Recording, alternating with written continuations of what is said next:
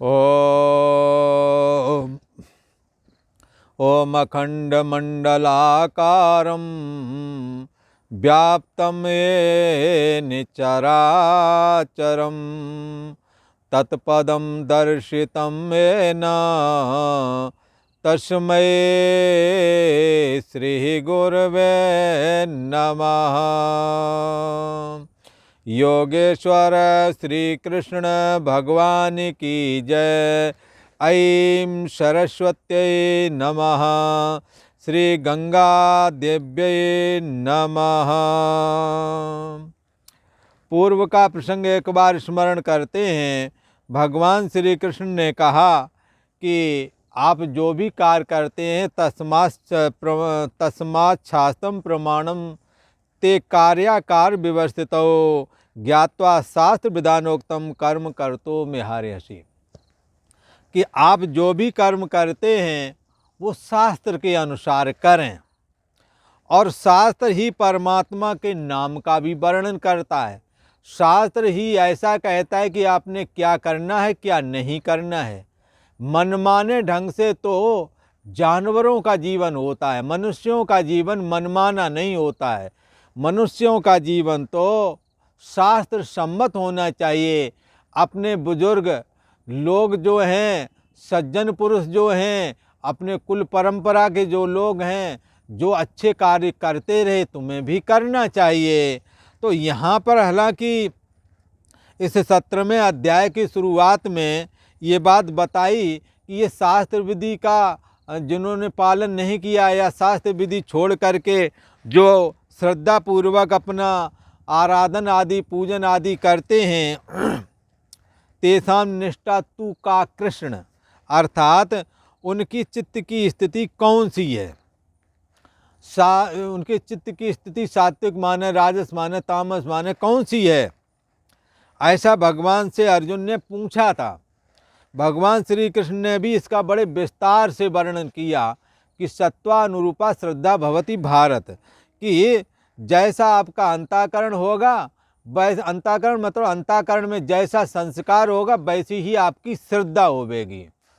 तो जैसे एक तोता साधु के यहाँ बोला गया, नहीं साधु के यहाँ पाला गया, वो राम राम बोलता था। जैसे वाल्मीकि जी के यहाँ जो तोता और एक तो नर और मादा जो तोता और तोती जो पले हुए थे, वहाँ वाल्मीकि रामायण का अध्ययन कराया जाता था, वो भी राम राम करना सीख गए। और एक जनकपुरी में एक सीता नाम की जनक जी की पुत्री होवेगी, और दशरथ जी के यहाँ भगवान विष्णु राम के रूप में अवतीर्ण होवेंगे, उनका विवाह होवेगा, धनुष यज्ञ होवेगा, ये सारी कहानियाँ वो जानते थे।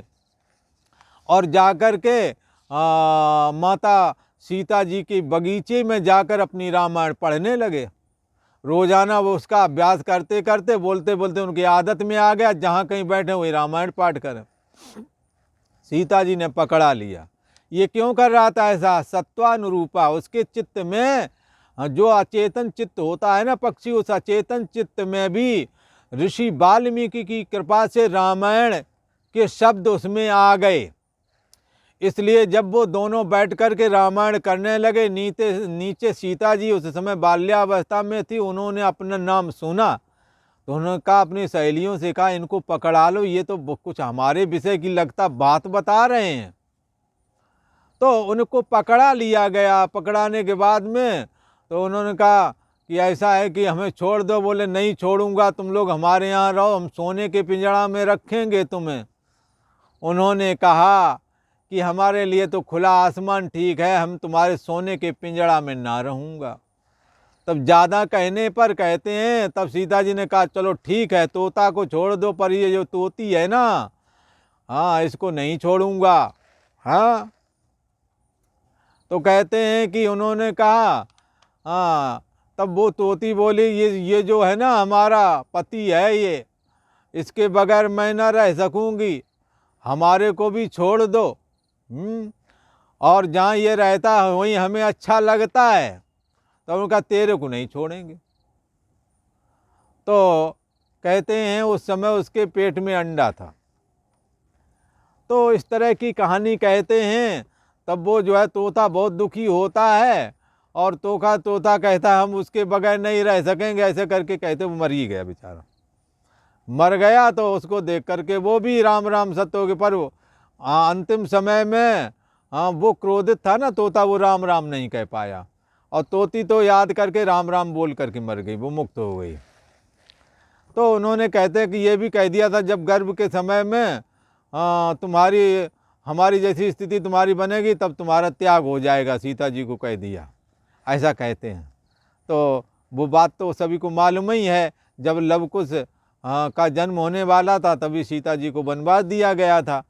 तो खैर, और वो तोता जो था क्रोध में मरा और राम राम कह नहीं पाया, रामायण जानता था तो अगला जन्म उसी का धोबी का हो गया और तोती मुक्त हो गई कहते। तो इस तरह का क्या है कि चाहे पंक्षी हो चाहे आदमी हो, सत्वानुरूपा श्रद्धा भवति, श्रद्धा अनुरूपा सर्वस्व श्रद्धा भवति भारत। सत्व के अंतःकरण के, सत्व का मतलब अंतःकरण के अनुरूप आगे श्रद्धा बनती है। जैसा चित्त होवेगा वैसी ही श्रद्धा बनेगी।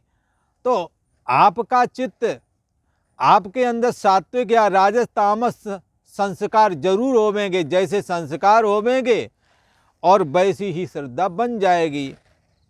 भगवान श्री कृष्ण कहते हैं कि सत्वानुरूपा श्रद्धा भवति भारत, श्रद्धामयो अयम पुरुषायो या श्रद्धा सायो सा, क्योंकि ये पुरुष श्रद्धामय है। फिर वही दृष्टांत उठाते हैं कि बिजली ठंडी वाली नहीं, पर फ्रिज से लगाओगे, लगा दोगे वो ठंडी निकालती हुई दिखेगी। पंखा में लगा दो क्रियाशील हो जाएगी, हीटर में लगा दो गर्मी फैला देगी। कैसा यंत्र है वैसी बिजली हो जाएगी। ऐसे ही आपका अंतःकरण कैसा है वैसा ही आपकी श्रद्धा हो जाएगी। अंतःकरण के अनुरूप ही श्रद्धा होती है, ऐसा कहा। तो अंतःकरण में इसी प्रकार यज्ञ दान तप आदि वगैरह जो करते हैं वो भी 3 प्रकार के हो जाते हैं। भोजन भी 3 प्रकार का हो जाता है। और यज्ञ करते हैं वो भी 3 प्रकार का हो जाता है। कोई कामना वाला है वो रजोगुणी, कामना छोड़ दिया सतोगुणी, और जिससे किसी का हित नहीं हो रहा बल्कि अहित हो रहा ऐसा काम कर रहे, मंत्रहीन, मंत्र भी नहीं जो प्रयोग कर रहे, न अन्नदान कर रहे, बोले तमोगुणी है। उनकी रुचि है ना तब तो ऐसा कर रहे हैं ये काम है, बोले हमने नहीं अन्नदान करना है, क्या फालतू खराब करना। तो क्या है, अन्नदान से रहत कोई भी यज्ञ सफल नहीं होता है। इस करके श्रद्धा भी नहीं, अश्रद्धया हुतम दत्तम, ये सब कुछ श्रद्धा पूर्वक होना चाहिए, श्रद्धा भी नहीं है। तो इस प्रकार से जैसी चित्त की स्थिति होती है वैसा ही होता है। तप भी 3 प्रकार का बताया, शरीर वाणी और मन से। शरीर वाणी और मन से जब सात्विक करते हैं अर्थात कामना त्याग दी, सात्विक हो गया, कामना पकड़े हो रजोगुणी हो गया, दूसरों को कष्ट पहुंचाने के लिए लगे पड़े हो तो तमोगुणी हो गया। तो इस प्रकार से ये यज्ञ दान तप के विषय में कहा है। पर इन सब की उत्पत्ति कहाँ से हुई है तो कहेंगे ओम तत्सदिति, ओंकार रूप परमात्मा से हुई। तत् माने वो परमात्मा से हुई, ओंकार रूप परमात्मा से हुई, वो परमात्मा से हुई, एक ही बात है। ओम सीधा सीधा नाम ले लेते हैं, और नहीं तो आज आमतौर पर लोग कहते हैं वो जाने, वो सब जानता है। भला तुम भले ही मत मानो, जो भी करते हो करते रहो, कोई नहीं, वो सब देख रहा है। जब आदमी अति जाता तो ऐसा बोलता है। तत् माने हुआ है, तो सत वो हमेशा सत रहता है। अच्छा, ये ओम तत्सत नाम के परमात्मा से ही ये यज्ञ दान तप आदि सबकी उत्पत्ति हुई है।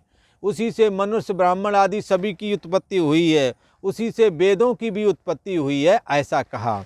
तो भगवान श्री कृष्ण कहते हैं कि अब ओंकार का प्रयोग कैसे किया जाता है इस विषय में चर्चा करते हैं कि इन 3 प्रकार के ये ओम तत्सत, इन 3 नामों का यज्ञ दान तप आदि के साथ क्या संबंध है, ऐसी जिज्ञासा होने पर कहते हैं। तस्मादो मित्तदाहत यज्ञ दान तपा क्रिया प्रवर्तन्ते विधानोक्ता सततम ब्रह्मवादिनाम। ब्रह्मवादी वेद का पाठ करते हैं, वेद मंत्रों का जो जप करते हैं उनके लिए कहते हैं, हे अर्जुन, इसी कारण से वेद मंत्रों का जब भी उच्चारण किया जाता है तो सबसे पहले ओम बोला जाता है। प्राचीन काल से आज तक चला आ रहा है, यदि आप किसी का नाम लो कि फलाना, तो वो कहेगा ओ का मतलब वहाँ ओम ही पहले बोला जाता था। तो अब गिरता ओम ना बोल करके ओ रह गया है केवल। इसी प्रकार कभी बोलते हैं ए फलाने यहाँ, तो ए मतलब ऐम है, वो सरस्वती का बीज मंत्र है। और दो ही से दुनिया चलती है, सत्ता मात्र परमात्मा जो ओम है और ऐम है ज्ञान। तो ज्ञान के द्वारा ज्ञानेंद्रिय आदि है, भाई कौन है कैसा है आप जाने समझे बगैर कैसे काम करोगे। इसलिए इन दोनों का उच्चारण व्यवहार में भी हमेशा होता रहता था, ओम और ओम। वाला तो जैसे किसी बुलाओगे ओ कहेगा, और तुम्हें किसी को बुलाना है तो ए, तो ऐम वाला बीज मंत्र आ जाता है। तो इस प्रकार से ये इसके विषय में कहा गया है। प्राचीन काल की एक कहानी याद आती है। एक किसी ऋषि का बालक था और वो जन्मजात ही कुछ मंद बुद्धि था। तो उसके लिए ये कहा, उसके पिता ने पढ़ाया, पढ़ नहीं पाया तो कहा दुखी होकर के अब तू जहाँ मर्जी हो चला जा। पढ़ाते लिखाते सब कुछ कोशिश कर ली, पर उसने न विद्या दिन के न कोई काम का, आलसी बहुत था। तो जाकर के एक जंगल में रहने लगा और वहाँ मौन धारण कर लिया। 12 साल बराबर मौन रहा हुआ, एक ही काम करता था, सुबह नहा धो लेता था और आराम से जाकर जंगल में कंदमूल खोद लाता था और खोद करके और आराम से फिर सो जाना, फिर निकलना, तो अपना स्नान आदि कर लेना और फिर वही क्रिया। और जड़ बुद्धि होने की वजह उसकी बुद्धि काम ही नहीं करती थी। लिहाजा हुआ क्या कि एक बार एक सूअर आया, पीछे वो एक बहेलिया उसके पड़ा हुआ था मारने के लिए। तो वो जब घोषणे 12 साल से वो कुछ भी नहीं बोला, और अगल बगल ऋषि महर्षि और भी रहते थे गुफाओं में, पर वो किसी से मतलब गर्ज रखता नहीं था ना, वो किसी को बोलने की जरूरत, अपना खाया पिया दन्न सो गया नहाए धो लिया, बस इतनी काम उसका था। एक दिन क्या हुआ, लोग सोचते थे कहीं ये ऐसा तो नहीं गूंगा हो, बोलता नहीं है, पर वो बोलना जानता था। वो किसी से व्यवहार नहीं रखा, कोई बोलने की जरूरत ही नहीं पड़ी उसे। सहज 12 साल उसके ना बोलते निकल गए। और आपको मालूम होना चाहिए, जो वाणी पर 12 साल संयम कर लेता, सरस्वती माता उस पर खुश हो जाती है। और 12 साल तक वो संयम कर गया। और उधर से सूअर आया, पीछे से बहेलिया उसे मारता हुआ आया। तब वो कहता ए, वो घुसा चला आ रहा था उसकी गुफा की ओर, तो कहता ए। तो ऐसा करने से माता सरस्वती को बड़ी संतुष्टि हुई। माता ने कहा, अरे देखो तो सही, ये ऋषि, ये ब्राह्मण बालक 12 साल से मौन धारण किए हुए है, जब बोला तो मेरा नाम बोला। तुरंत ही माँ भगवती प्रसन्न हुई और उनको विद्या का दान दिया। और वहाँ जितने ऋषि महर्षि थे सबसे ज़्यादा प्रकांड विद्वान हो गया। लोगों को फिर उसने पढ़ाना चालू किया। तो वहाँ जो जितने भी पढ़ने के लिए अन्य ऋषियों के पास जाते थे, वो सब वहाँ से छूट करके इसके पास आ गए। तो कहा बड़ा आश्चर्य, ये 12 साल कुछ बोला नहीं, हम तो सोचते थे ये जड़ बुद्धि होवेगा, इतना बुद्धिमान है, हमें तो पता ही नहीं था। और माँ भगवती की कृपा जो हो गई, तुरंत बुद्धिमान हो गया। तो क्या है, ये सरस्वती का मंत्र है। तो लास्ट में 12 साल बाद बोला तो ए बिगड़ा हुआ बीज मंत्र बोला। ऐम है वैसे, माँ ऐम सरस्वत्यै नमः, ऐम बीज मंत्र, पर वो ए बोला बिगड़ा हुआ, उससे ही माता प्रसन्न हो गई। तो इसलिए ये सनातनी परंपरा में ये सब पहले से ही होता चला आ रहा है। भगवान श्री कृष्ण कहते हैं इस 24वें श्लोक में, 17वें के 24वें श्लोक में, तस्मादो मितदाहृत यज्ञ दान तपा क्रिया प्रवर्तन्ते विधानोक्ता सततम ब्रह्मवादिनाम। इसीलिए वेद मंत्रों का उच्चारण करने वाले श्रेष्ठ पुरुषों की शास्त्र विधि ये नियत है, शास्त्र का ये नियम है क्या कि जब भी वेद मंत्र आदि का उच्चारण करें अथवा यज्ञ करें, दान करें, तपस्या करें, तो सर्वप्रथम ओम बोला जाता है। ओंकार रूप परमात्मा का स्मरण करना चाहिए। ये निर्गुण निराकार परमात्मा जब माया में प्रतिबिंबित होता है उस समय एको हम करके जो ईश्वर है उसी का नाम ओम है। ये सगुण निराकार परमात्मा है। इसी के सारे रूप बाद में साकार रूप में परिणत होता है। इसलिए ये सबका बीज है। इसलिए इस ओम को बीज मंत्र भी बोला जाता है, प्रणव भी बोला जाता है। तो वेद मंत्रों का उच्चारण करते समय श्रेष्ठ पुरुषों का ये नियम है और शास्त्र का भी ये नियम है। यज्ञ दान और तपरूप क्रियाएं जब करते हैं, वेद मंत्र का पाठ करते हैं, तो सदा ही ओम इस परमात्मा के नाम का उच्चारण करके ही वो सारी क्रियाएं चालू करते हैं, क्योंकि सबकी उत्पत्ति ओम से हुई है। ओंकारे वेदम सर्वम, ओंकार सर्वरूप है। इसलिए ओम का स्मरण किए बगैर कोई भी मंत्र सिद्ध नहीं हो सकता। कोई भी मंत्र वेद की ऋचाएं तब अपूर्ण रह जाएंगी जब ओम का उच्चारण नहीं करोगे। कोई भी दान अपूर्ण तब रह जाएगा जब आप ओम उच्चारण नहीं करेंगे। ओम नमो भगवते वासुदेवाय कहीं पर भी ओम आना चाहिए। ओम नमो नारायणाय, ओम क्लीम कृष्णाय नमः। ओम का उच्चारण करते हुए ओम लगा करके अपना मंत्र जपते हुए दान दो, अनंत गुना फल देवेगा। इसी प्रकार यज्ञ करते समय स्वाहा वाला यज्ञ, उसमें भी ओम लगाना है। और शरीर, वाणी और मन से जब तप करना चालू करो तो तब भी ओम लगाना चाहिए। इसी प्रकार ओम हो गया तत् सत। लोग कहते हैं वो जानता है, हरि जाने सब विनय जनाए, वह शब्द जो है ना, लोग दुखी हो जाते तब कहते भैया वो ऐसा इन्होंने जो किया है वो ही जानता है, वो सब जानता है। इसका मतलब है ज़्यादा दुखी हो गए तो वो शब्द, वह शब्द का संस्कृत में तत् कहते हैं, हिंदी में वह वो जानता है, उसी को कहते हैं। तो ये 25वें श्लोक में कहते हैं तदित्तन विसंधाय फलम यज्ञ तपा क्रिया दान क्रियाश्च विविधा क्रियन्ते मोक्ष कांक्षिभिः। तत् अर्थात तत् नाम से कहे जाने वाला परमात्मा का ही यह सब जगत है, सब गोविंद है। यह जगत परमात्मा का है, परमात्मा में है, परमात्मा से है, परमात्मा के लिए है, परमात्मा ही है। ये जग हरि का रूप है। इसलिए तत् माने ये सारा जगत किसके लिए? परमात्मा के लिए। भगवान विष्णु ने जगत बनाया अपने मनोरंजन के लिए, बोला तो ये किसके लिए? जो यज्ञ दान तप करते हो किसके लिए? तत्, उसके लिए। हाँ, इदम, जैसे हवन करते हैं गायत्री मंत्र, तो क्या बोलते हैं? इदम गायत्री इदम न मम, ये गायत्री के लिए, ये मेरे लिए नहीं, गायत्री के लिए, बोला ये आवती जो है। ऐसे तदित न विसंदाय, जो भी हम करते हैं रोजमर्रे के कर्तव्य पालन, जैसे मान लो किसी की सेवा की तो कहते हैं अरे भैया उससे वो प्रसन्न हो गया, हमें कुछ लेना देना, वो सब प्रसन्न हो जाएगा, बस इतना ही, वो खुश रहे सब ठीक रहेगा, ऐसा बोलते हैं लोग। तत्, ये जगत जितना है उसके लिए, परमात्मा के लिए है। तत् सृष्ट्वा तान आन प्रावशत, क्योंकि उसने हम सबको रचा, स्वयं प्रवेश कर गया। तो जो कुछ है वो किसके लिए है?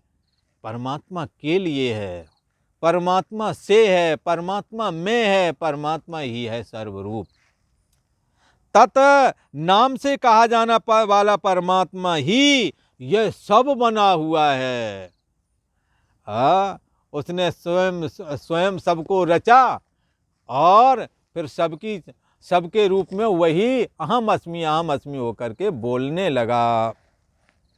इस भाव से, ऐसा यदि भाव रखोगे, इसलिए निष्काम कर्म योग में ये कहा, योगस्थः कुरु कर्माणि संगम त्यक्त्वा करोति या लिप्यते। योगस्थः कुरु कर्माणि, आप परमात्मा से योग जुड़ करके काम करो, क्योंकि ये सब जगत परमात्मा का है, परमात्मा में है, परमात्मा से है, परमात्मा के लिए है। इसलिए आप जो भी क्रियाएं करें परमात्मा को अर्पण करें, उसके लिए है ये सब है। ततः नाम से कहे जाने वाला परमात्मा का ही यह सब है।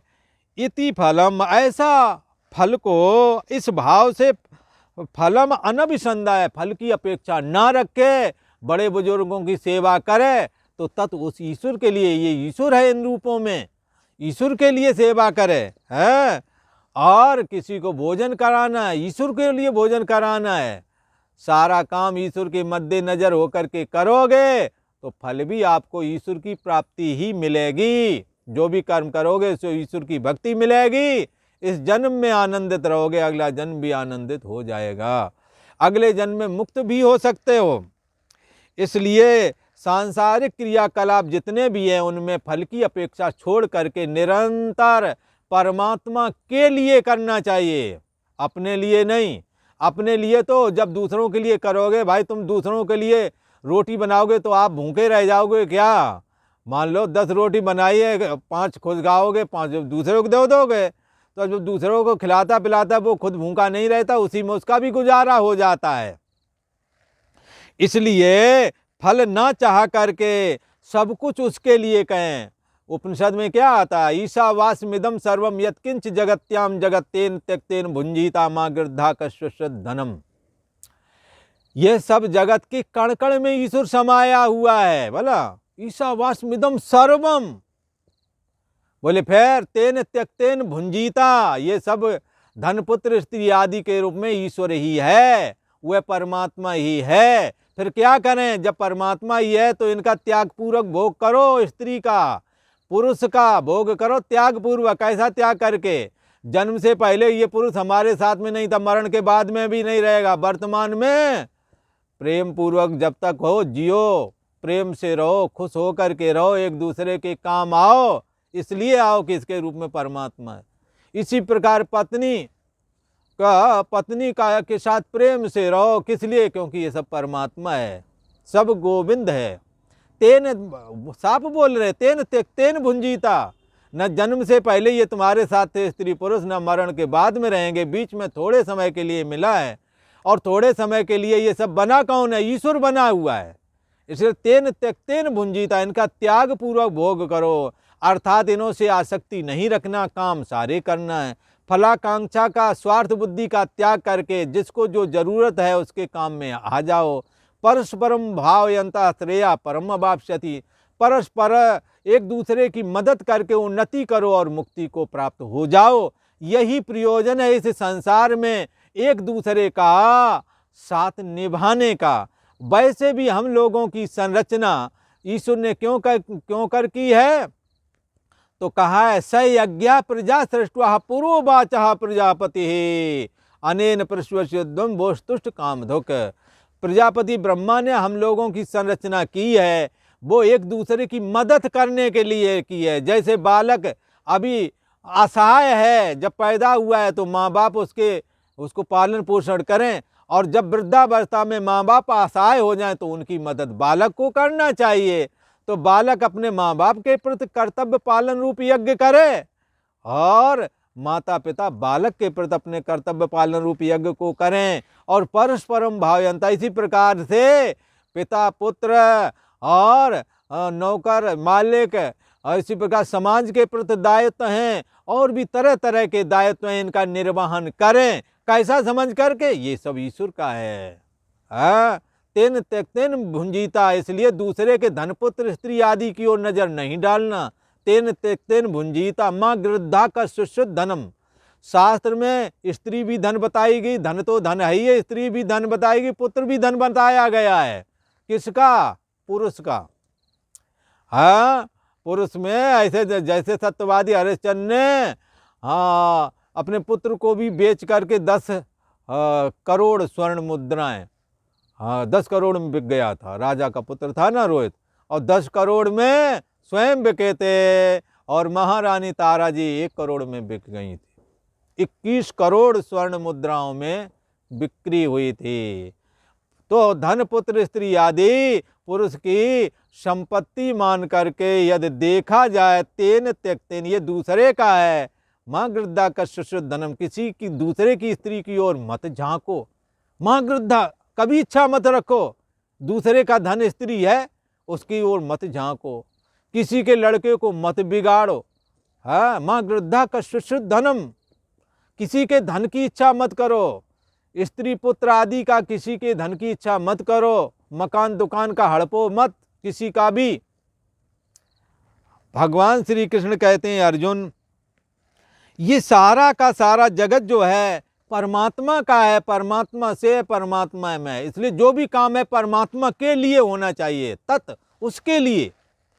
भगवान श्री कृष्ण कहते हैं कि तत् नाम से कहा जाना वाला वह परमात्मा ही सब बना हुआ है, ऐसा भाव रखना चाहिए। और ऐसा भाव रख करके फलाकांक्षा त्याग करके ईश्वर अर्पण बुद्धि से सारे कर्म करना है। अगर ईश्वर अर्पण बुद्धि से करेंगे तो ही कर फल पुण्य विषय विरागा, इसकी पहचान अगर करना है तो विषयों में 50-55 साल के बाद में बिल्कुल अरुचि हो जाएगी। और जो इस तरह से नहीं चलेंगे बुढ़ापे में भी उल्टे काम करते मिलेंगे तुम्हें। हाँ, इनके द्वारा किया गया सुकृत भगवान की भक्ति पैदा कर देता है। इसलिए भगवान श्री कृष्ण कहते हैं फल की इच्छा त्याग करके और यज्ञ दान तप यदि ईश्वर के लिए करोगे, उस परमात्मा के लिए करोगे, हाँ, तो उसके क्या है, ये तुम्हारा सुकृत बनाएगा। और सकल सुकृत फल राम सनेऊ, संपूर्ण सुकृत का फल परमात्मा से प्रेम प्राप्त हो, परमात्मा की भक्ति प्राप्त होवे। और भक्ति ही एकमात्र ऐसा साधन है जो परमात्मा को सहज में ही प्राप्त करा सकता है, क्योंकि उसमें अनंत गुण है भक्ति में, और भक्ति के द्वारा भगवान अधीन हो जाते हैं। इसलिए भगवान श्री कृष्ण कहते हैं कि यह सब कुछ परमात्मा का है, इसलिए ऐसा भाव रखना है और फिर जो काम करना है परमात्मा के लिए करना है। उसने हम सबको रचा, वही प्रवेश करके बैठ गया है। तो यदि हमारे माँ बाप दुखी हैं तो कौन दुखी है, वही दुखी है। तो माँ बाप की पूजा भगवान का समझ करके कर लो, भगवान की पूजा का जो फल है वही मिलेगा। ठीक है।